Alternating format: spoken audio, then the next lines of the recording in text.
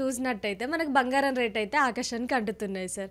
మనకి కొంతమంది ప్రజలు ఆందోళనలకి గురైతున్నారు. కొంతమంది అయితే సార్ నార్మల్‌గా ఆహ్, బంగారం రేటు పెరుగుతుంటే ఇంకా ఎక్కువ పెరుగుతదేమో అని చెప్పేసి ఇప్పుడు తీసుకునే వాళ్ళున్నారు. కొంతమందయితే ఇంకా తగ్గుతదేమో అని చెప్పి ఆగే వాళ్ళు గూడా ఉన్నారు సార్. దీని గురించి మీరేం చెప్తారు సార్? బంగారం తీసుకుంటే బెటర్ అంటారా? కొంచెం ఆగితే బెటర్ అంటారా? అసలు ఏంటి సార్? దాని పేరే బంగారం అమ్మ. చొక్కం బంగారం అంటారు. ఆ మనిషి ఆయనకేమండి చొక్కం బంగారం అంటారు కదా. గోల్డ్ స్టాండర్డ్ అనే పదం కూడా యూజ్ చేస్తాము. అంటే the highest standard we say gold standard.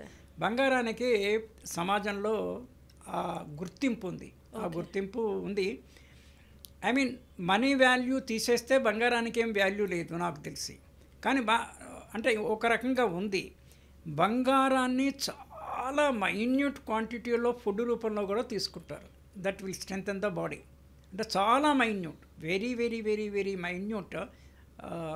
ఇది that's a different part of it. One year అవ్వడానికి కానీ వాట్ ఎవర్ దిస్ అని. కానీ సొసైటీలో బంగారానికి గుర్తింపు ఉంది. అదర్వైజ్ ఫిజికల్ వాల్యూ ఏమీ లేదు. ఫిజికల్గా దేనికి పనికి వస్తుంది బంగారము?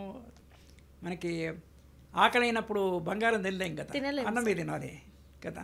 కానీ దానికి మానిటరీ వాల్యూ ఉంది, సొసైటల్ రికగ్నిషన్ ఉంది. దెన్ హెచ్చు తగ్గులు అనేది ప్రకృతిలో భాగాలు.